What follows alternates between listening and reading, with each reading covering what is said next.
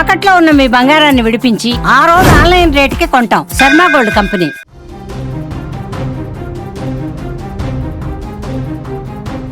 చిత్తూరు జిల్లాలో ఘోర రోడ్డు ప్రమాదం చోటు చేసుకుంది. స్కూల్ బస్సును లారీ ఢీకొట్టింది. ఈ ఘటనలో సుమారు 17 మంది విద్యార్థులు గాయపడగా వారిలో కొందరి పరిస్థితి ఇప్పుడు ఆందోళనకరంగా ఉంది. ఎస్ఆర్పురం మండలంలోని క్షీర సముద్రం బీసీ కాలనీ సమీపంలో విద్యార్థులను స్కూల్ బస్ అక్కడ ఎక్కిస్తుండగా వెనక నుంచి వచ్చినటువంటి లారీ వేగంగా ఢీకొట్టింది. ప్రమాద ధాటికి బస్సు వెనక భాగం పూర్తిగా నుజ్జునుజ్జైపోయింది. సమాచారం అందుకున్నటువంటి వెంటనే పోలీసులు అక్కడికి చేరుకున్నారు. రంగంలోకి దిగి సహాయక చర్యలు చేపట్టారు. ప్రమాదం జరిగినటువంటి సమయంలో బస్సులో ఉన్న 2 విద్యార్థులు లోపలే చిక్కుకుపోవడంతో స్థానికులు తీవ్రంగా శ్రమించి వారిని బయటకు తీశారు. సుమారు 17 మంది గాయపడగా వారిలో పలువురు పరిస్థితి విషమంగా ఉన్నట్టుగా తెలుస్తుంది. ఇక ఈ ప్రమాదానికి సంబంధించిన విజువల్స్ ఇప్పుడు బయటకు వచ్చాయి. దీంతో అక్కడ విద్యార్థుల తల్లిదండ్రులు కూడా తీవ్ర ఆందోళనకు గురవుతున్నారు. పిల్లలు స్కూల్కి వెళ్తారనుకున్నటువంటి సందర్భంలో ఇంత దారుణమైనటువంటి ప్రమాదం జరగడం ఏంటంటూ కూడా ఆందోళన వ్యక్తం చేస్తున్నారు. దీనికి సంబంధించిన పూర్తి వివరాలు మా ప్రతినిధి మంజునాథ్ ఫోన్ లైన్లో అందిస్తారు. మంజునాథ్, ప్రమాదం ఎలా జరిగింది? ప్రస్తుతం అక్కడ విద్యార్థుల పరిస్థితి ఏ రకంగా ఉంది? మంజునాథ్, ప్రమాదం ఎలా జరిగింది? అక్కడ విద్యార్థుల పరిస్థితి ఏంటి? ఎవరికైనా ఏమైనా అయిందా? తాజా పరిస్థితి ఏంటి అక్కడ? ఈ రోజు ఉదయం గంగాధర్ నెల్లూరు నియోజకవర్గం ఎస్ఆర్పురం సమీపంలో బీసీ కాలనీ వద్ద ఓ స్కూల్ బస్సును కంటైనర్ లారీ ఢీకొనింది. ఈ స్కూల్ బస్సు వచ్చేసి గంగాధర్ నెల్లూరులోని బానోదయ స్కూల్ కు చెందినదిగా గుర్తించారు.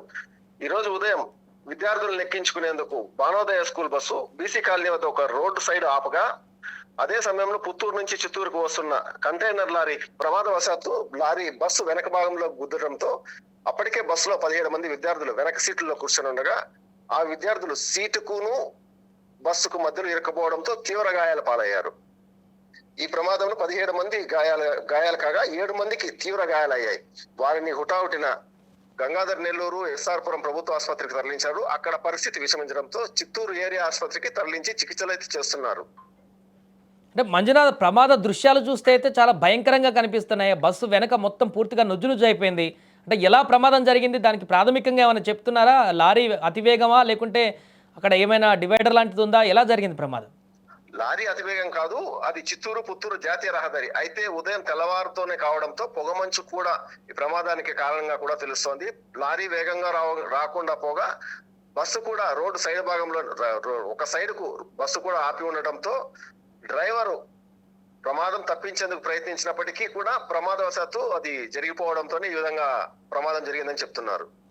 రైట్ మంజునాథ్. సో మొత్తానికి అది బస్సు ప్రమాద ఘటన చూస్తే చాలా తీవ్రంగా కనిపిస్తుంది. ఎందుకంటే విద్యార్థులు స్కూల్కు వెళ్ళేటువంటి సమయం అది. చిన్న పిల్లలు ఆ బస్సులో ఎక్కి స్కూల్కు వెళ్తున్నటువంటి సందర్భం అది.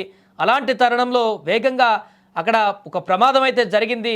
భారీ కంటైనర్ ఢీకొట్టింది. ఆ ప్రమాద దృశ్యాలు చూస్తుంటే అది ఎంత భారీ స్థాయిలో ఉందో మనం అర్థం చేసుకోవచ్చు. ఎందుకంటే ఆల్రెడీ ఆ బస్సులో స్కూల్ పిల్లలు కూర్చున్నారు, వెనక సీట్లో కూడా కూర్చున్నారంట. అది మొత్తం నుజ్జు అయిపోయింది. ఆ పిల్లలు ఇప్పుడు ఆ వెనక సీట్లో కూర్చున్న పిల్లలు కూడా తీవ్ర గాయాల పాలై ఇప్పుడు వాళ్ళ పరిస్థితి విషమంగా ఉన్నట్టుగా చెప్తున్నారు. తల్లిదండ్రులు అక్కడ రోధిస్తున్నారు. ఏం చేయాలని అర్థం కాక చూడండి ఆ విజువల్స్లో దారుణమైనటువంటి పరిస్థితి. పిల్లలందులో ఇరుక్కుపోయారు 2 సీట్ల మధ్యలో.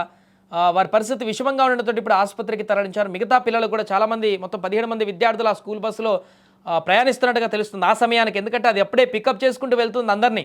ఒక్కొక్క ఇంటి దగ్గర లేకుంటే ఒక ప్రాంతం దగ్గర స్కూల్ పిల్లలందరినీ కూడా బస్సు ఎక్కించుకొని స్కూల్కి తీసుకువెళ్తున్నటువంటి సందర్భం అది. ఆ క్రమంలో 17 మంది పిల్లలు మాత్రం ఇంకా ఎక్కారు. ఫుల్గా విద్యార్థులందరూ ఎక్కి ఉంటే ప్రమాదం ఇంకే స్థాయిలో ఉండేదేమో. ఇప్పటికే తీవ్రంగా గాయాల పాలైనటువంటి విద్యార్థులు అయితే కొంత విషమంగానే ఉన్నట్టు తెలుస్తుంది. మెరుగైన చికిత్స కోసం ఆసుపత్రికి తరలించారు.